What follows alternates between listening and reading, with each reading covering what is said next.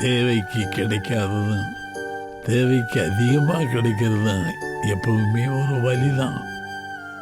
Holidays-nale, adu namma GT Holidays da. GT Holidays, South India's #1 travel brand. You know you are special when you're with GT Holidays.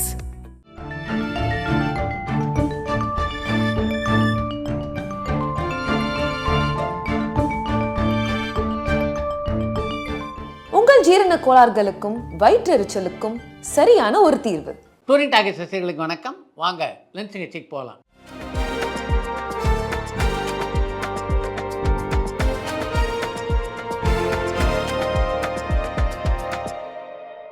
என்னம்மா முதல் கேள்வி? தளபதி படத்துல வர காட்டு குயில பாட்டை எப்படி அவங்க ஷூட் பண்ணாங்க? ஏன் இதை நான் கேட்குறேன்னா, பாட்டு வந்துட்டு நார்மல் ஆடியோவாக தான் இருக்கும், அதே நேரத்தில் வீடியோ பார்க்கறதுக்கு ஸ்லோ மோஷனில் இருக்கும், அண்ட் இன்னொரு பக்கம் வந்துட்டு லிப்சிங்க் எல்லாமே பர்ஃபெக்டாக இருக்கும். இதை எப்படி ஷூட் பண்ணாங்கன்னு பரத் ஈரோடுல இருந்து கேட்டிருக்காங்க. தளபதி படத்தில் இடம்பெற்றிருந்த காட்டுக்குயில் என்று தொடங்குகிற அந்த பாடலை பொறுத்த வரைக்கும் முதல்ல அந்த பாடல் காட்சியை ஸ்லோ மோஷனில் படமாக்கி விட்டு அதற்கு பின்னால் அந்த சவுண்டை சிங்க் பண்ணியிருக்காங்கன்னு நினைக்கிறேன். அதன் காரணமாக தான் அந்த பாடல் காட்சி அவ்வளவு அழகாக அமைந்திருக்கிறது. 2023 ரிலீஸ் ஆன ஒரு சிறந்த நகைச்சுவை படமா 1000 பொற்காசுகள் படம் இருக்கு. ஆனாலுமே அந்த படம் பெரிய அளவுல வரவேற்பு பெறல. இதுக்கு காரணம் என்னன்னு மணி திண்டுக்கல்ல இருந்து கேட்டிருக்காங்க. நீங்க குறிப்பிட்டிருக்க மாதிரி சிறந்த நகைச்சுவை படமாக பல ரசிகர்களுக்கு அந்த படம் தெரியாதன் காரணமாக தான் அந்த படத்தை பல ரசிகர்கள் பார்க்கல. அதன் காரணமாக தான் அந்த படம் வெற்றி பெறலை. சூப்பர் ஸ்டார் ரஜினிகாந்துக்கு சுகன்யா ஜோடியா நடிச்சிருக்காங்களான்னு அமிர்தேஸ்வரன் குவைத்துல இருந்து கேட்டிருக்காங்க. முத்து படத்திலே சூப்பர் ஸ்டார் ரஜினிக்கு ஜோடியாக சுகன்யாவை நடிக்க வைக்க முயற்சிகள் நடந்ததாக சுகன்யாவே பல பேட்டிகளில் பதிவு பண்ணியிருக்காங்க. என்ன காரணத்தாலோ அது நடக்கலை.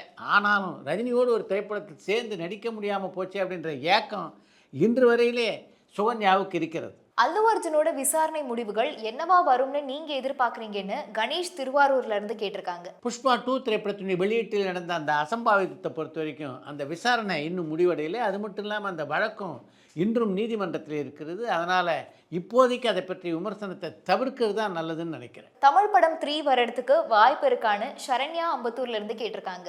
தமிழ் படம் பார்ட் 3 வருவதற்கான எல்லா வாய்ப்புகளும் இருப்பதாகவே நான் பார்க்குறேன். திருஷ்யம் 3 படம் வரும் அப்படின்னு சொல்றாங்களே, அது உண்மைதானான்னு ஹரீஷ் நெல்லையிலிருந்து கேட்டிருக்காங்க. திருஷ்யம் படத்தினுடைய பார்ட் 3 நிச்சயமாக உருவாகும் அப்படின்னு மோகன்லாலே ஒரு பேட்டியில் பதில் சொல்லியிருக்காரு. அந்த படத்தை பொறுத்த வரைக்கும் மோகன்லாலை விட வேறு யார் அதிகாரப்பூர்வமாக அதை அறிவிக்க முடியும்? விடுதலை 2 படம் இது வரைக்கும் எந்த அளவுக்கு வசூல் பண்ணிருக்குன்னு ராம்குமார் கரூர்ல இருந்து கேட்டிருக்காங்க. விடுதலை 2 திரைப்படத்தினுடைய முழு வசூல் விவரங்கள் இன்னும் வெளியாகலை. ஆனாலும் விடுதலை பார்ட் 1 படத்தினுடைய வசூலை விட பார்ட் 2 படத்தினுடைய வசூல் குறைவாக இருப்பதாகத்தான் பல திரையரங்கு உரிமையாளர்கள் சொல்கிறார்கள். ரஞ்சித் இயக்குனர் பத்தின உங்களுடைய ஹானஸ்டான கருத்து என்னவா இருக்குன்னு மதிஷாந்த் ஸ்ரீலங்கால இருந்து கேட்டிருக்காங்க. ரஞ்சித்தை பொறுத்த வரைக்கும் அவர் ஒரு நல்ல படைப்பாளி, அதில் யாரும் மாற்று கருத்து கொள்ள முடியாது. ஆனால் அந்த படைப்பு திறனை அவர் சரியாக பயன்படுத்துகிறாரா அப்படின்றது தான் திரையுலகிலே உள்ள பலரது கேள்வியாக இருக்கு. பாரதி ராஜா இப்போ கமலஹாசனுக்கு படம் பண்றதுக்கு ஏதாவது வாய்ப்பு இருக்கான்னு ரஃபி கேட்டிருக்காங்க. பாரதி ராஜாவுடைய உடல்நிலை இப்போதுள்ள நிலையிலே கமல்ஹாசனோடு இணைந்த ஒரு படத்தை உருவாக்குவதற்கான வாய்ப்புகள் இல்லை. தேக்கம்பட்டி சுந்தரராஜன் பத்தி உங்களுக்கு தெரிஞ்ச விஷயங்களை சொல்ல முடியுமான்னு பாண்டி தேவிப்பட்டினத்துல இருந்து கேட்டிருக்காங்க. தேக்கம்பட்டி சுந்தரராஜனுடைய ஒரு சில பாடல்களை நான் கேட்டிருக்கிறேன். ஆனால் அவரை நேரில் சந்திக்கக்கூடிய வாய்ப்பு எனக்கு அமையலை. டிமாண்டி காலனி 2 படத்துக்கு அப்புறமா அஜய் ஞானமுத்து அடுத்ததா எந்த படம் இயக்க இருக்காருன்னு பரத்குமார் ஈரோடுல இருந்து கேட்டிருக்காங்க. டிமாண்டி காலனி படத்தினுடைய இயக்குனரான அஜய் ஞானமுத்து சாய் விசித்ரா நேர்காணலுக்காக நம்முடைய அலுவலகத்துக்கு வந்தபோது அடுத்து என்ன படத்தை இயக்க இருக்குங்க அப்படின்ற கேள்வியை அவர்கிட்ட நான் கேட்டேன். டிமாண்டி காலனி பார்ட் 3 தான் முதல்ல படமாக்க இருக்கிறேன். அந்த படத்தை தொடர்ந்து இந்தியில் ஒரு பிரம்மாண்டமான படத்தை இயக்குவதற்கு பேசி கொண்டிருக்கிறேன் என்ற தகவலை என்கிட்ட அஜய் ஞானமுத்து சொன்னார். ஆனால் அவர் சொன்ன அந்த இந்தி படத்தினுடைய படப்பிடிப்போ அல்லது இந்த டிமாண்டி காலனி 3 படத்தினுடைய படப்பிடிப்போ இன்று வரையிலே தொடங்கியதாக தெரியல. ரஜினி வர்சஸ் கமல் மாதிரி இப்போ அடுத்ததா சிவகார்த்திகேயன் வர்சஸ் விஜய் சேதுபதியின் வரதுக்கு வாய்ப்பு இருக்கும்னு எனக்கு தோணுது. இதை பத்தி உங்களோட கருத்து என்னன்னு சென்னையில இருந்து ராமகிருஷ்ணன் கேட்டிருக்காங்க. அடுத்த இரட்டையர்களாக சிவகார்த்திகேயனும் தனுஷும் வரக்கூடிய வாய்ப்புகள் அதிகமாக இருப்பதாக தான் திரையுலகிலே பலர் சொல்கிறார்கள். பேபி ஜான் படத்தோட உண்மையான தயாரிப்பாளர் ஜெகதீஷ் தான்னு அட்லிய ஜஸ்ட் பிராண்டுக்காக மட்டும்தான் யூஸ் பண்றாங்கன்னு வரக்கூடிய செய்திகள் எல்லாமே உண்மையா தான் இருக்கா?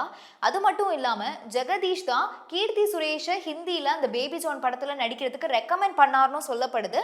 அதனாலதான் விஜய் இப்போ வாழ்த்து தெரிவிச்சிருக்காருலாம் வரக்கூடிய செய்திகள் எல்லாமே உண்மையானதா இருக்கான்னு ஜானி யாழ்ப்பாணத்துல இருந்து கேட்டிருக்காங்க. பேபி ஜான் படத்துடைய தயாரிப்பாளர் அட்லி இல்லை அப்படின்னு சொல்றது தவறான தகவல். அந்த படத்துடைய தயாரிப்பாளர் அவர் தான். எழுத்தாளர் வேல ராமமூர்த்தி பத்தி கொஞ்சம் சொல்லுங்களேன். அவர் வந்துட்டு எழுத்தாளருங்கிறத தாண்டி நடிக்கவும் செய்யறாரு. அதை பத்தி உங்களோட கருத்து என்ன? அண்ட் அவருடைய புக் ஏதாவது நீங்க வாசிச்சிருக்கீங்களா? அவர் எப்படிப்பட்ட ஒரு எழுத்தாளரா இருக்காருன்னு கண்ணன் திருநெல்வேலியில இருந்து கேட்டிருக்காங்க. உங்களுடைய கேள்வியை பார்க்கும்போது நீங்கள் டூரிங் டாக்கஸ் நிகழ்ச்சியை தொடர்ந்து பார்க்குறீங்களா அப்படின்னு உங்கள் மேலே எனக்கு சந்தேகம் வர ஆரம்பிக்குது. ஏன்னா வேலராமூர்த்தி நேர்காணல் பல மாதங்களுக்கு முன்னாலேயே நம்முடைய சாய் சித்ராவில் இடம்பெற்றிருக்கு. வேலராமூர்த்தியை பொறுத்த வரைக்கும் ஒரு நல்ல எழுத்தாளர் மட்டும் இல்லை, நல்ல நடிகரும் கூட. 2 துறையிலுமே தன்னுடைய முத்திரை பதித்தவராகத்தான் வேலராமூர்த்தியை நான் பார்க்குறேன். நான் தியேட்டர்ல பார்த்த படம் சங்கிலி படம். அதுக்கப்புறமா இந்த படத்தை இதுக்கு மேல நான் பார்க்க முடியாதுப்பா அப்படின்னு என்னுடைய வாழ்நாள நினைச்ச ஒரு படம்னா திருத்தணி படம் தான். இந்த மாதிரியான அனுபவங்கள் உங்களுக்கு ஏதாவது இருக்கான்னு ரியா ஸ்ரீலங்கால இருந்து கேட்டிருக்காங்க. படத்துடைய சிறப்பு காட்சியில் கூட ஒரு சில படங்களை தொடர்ந்து பார்க்க முடியாமல் நான் ஏந்து வந்திருக்கேன். ஆனால் நாகரிகம் கருதி அந்த படத்துடைய பெயர்களை எல்லாம் சொல்ல நான் விரும்புகிறேன். சல்மான் கான் வச்சு ஏஆர் முருகதாஸ் எடுக்கக்கூடிய அந்த ஹிந்தி படம் தமிழ் லாங்குவேஜ்ல வந்துட்டு டப் ஆகி வெளியாகுமான்னு அஜய் கோயம்புத்தூர்ல இருந்து கேட்டிருக்காங்க. முருகதாஸ் இயக்கத்திலே சல்மான் கான் நடிக்கின்ற ஹிந்தி படத்தை தமிழில் மொழி மாற்றம் செய்து வெளியிடுவார்கள் அப்படின்னு நான் நினைக்கல. ரீசெண்டா மோகன்லால் கொடுத்த ஒரு இன்டர்வியூல என்ன சொல்லியிருக்காருன்னா, ரஜினியும் அனிருத்தும் என்னோட உறவினர்கள் அப்படின்னு சொல்லியிருக்காங்க. எப்படி இவங்க எல்லாம் உறவினர்கள் ஆனாங்க, அதை பத்தி கொஞ்சம் சொல்ல முடியுமா? இதை ஏன் இத்தனை நாள் வெளியில சொல்லவே இல்லைன்னு மட்டக்களப்புல இருந்து மயூரன் கேட்டிருக்காங்க. பிரபல தயாரிப்பாளரும் நடிகருமான கே பாலாஜியுடைய மகளும் மோகன்லாலுடைய மனைவியுமான சுசித்ரா ஒரு வகையில் பார்த்தா ஒய்ஜி மகேந்திரனுக்கு ஒன்று விட்ட சகோதரி. அப்படி பார்க்கும்போது ரஜினிகாந்த், அனிருத் ஆகியோரெல்லாம் மோகன்லாலுக்கு உறவினர்கள் தானே. சிகப்பு ரோஜாக்கள் படத்துல கமலஹாசனுக்கு முன்னாடி வேற யாரை கேஸ்டிங் பண்ணலாம் அப்படின்னு பாரதி ராஜா யோசிச்சிருந்தாரு. இதை பத்தி உங்களுக்கு ஏதாவது ஐடியா இருக்கான்னு ரஃபி கேட்டிருக்காங்க. சிகப்பு ரோஜாக்கள் படம் உருவாவதுக்கு முன்னால் அந்த படத்தினுடைய கதையை சூப்பர் ஸ்டார் ரஜினிகாந்த், சிவகுமார் ஆகியோரிடமெல்லாம் பாரதி ராஜா சொன்னார் அப்படிங்கிறது உண்மைதான். ஆனால் அந்த படத்தை பொறுத்த வரைக்கும் அந்த படத்தினுடைய கதாநாயகன் திலீப்பாக கமல்ஹாசன் நடித்தாதான் சரியாக இருக்கும் அப்படின்றது தான் பாரதி ராஜாவுடைய எண்ணமாக இருந்தது.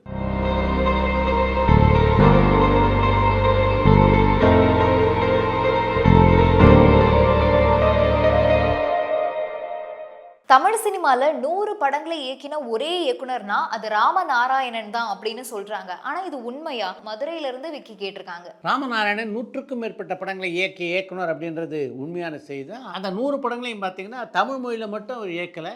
தமிழ், தெலுங்கு, கன்னடம், ஒரியா தவிர மலாய் மொழியிலும் ஒரு திரைப்படத்தை இயக்கியிருக்கிறார் ராமநாராயணன். ஏறக்குறைய 9 மொழிகளில் திரைப்படங்களை இயக்கிய பெருமைக்குரிய இயக்குனர்னா அது ராமநாராயணன் தான். அடுத்து என்று ஒரு தகவல். இசைஞானி இளையராஜாவுடைய இசையிலே கமல்ஹாசன் எண்ணற்ற பாடல்களை பாடியிருக்கிறார். அதில் பல பாடல்கள் வெற்றி பாடல்களாக அமைந்திருக்கின்றன என்பது உங்களுக்கே நல்லா தெரியும். கமல்ஹாசன் இளையராஜாவுடைய இசையிலே பாடிய முதல் பாடல்னா அது சிகப்பு ரோஜாக்கள் படத்தில் இடம்பெற்றிருந்த நினைவோ ஒரு பறவை என்று தொடங்குகின்ற பாடல் தான். அந்த பாடலை கமல்ஹாசனை விட்டு பதிவு செய்கின்ற எண்ணம் முதல்ல இல்லை அப்படின்றத பற்றி ஒரு பத்திரிகை பேட்டியிலே பகிர்ந்து கொண்டிருக்கிறார் இளையராஜா.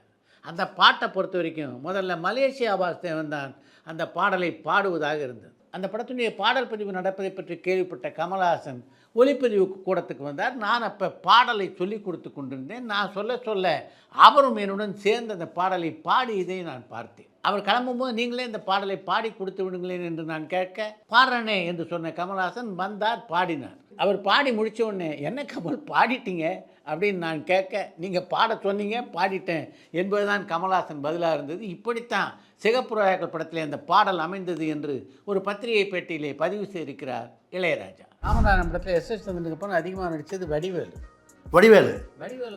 ஆமாம், நல்ல பழக்கம் சார். நான் வடிவேலுக்கு அவருக்கு தனி ட்ராக் கூட எழுதியிருக்கேன். வடிவேலுக்கு வந்து எழுதியிருக்கேன். அதே மாதிரி விவேக் சார், கந்தா கடம்பா கதிர்வேலை நேரத்துலலாம் எல்லாருக்கும் அப்படி ஒரு போட்டி. அதில் வந்து எஸ்.வி. சேகர் நடிச்சிருப்பார், விவேக் சார் நடிச்சிருப்பாங்க.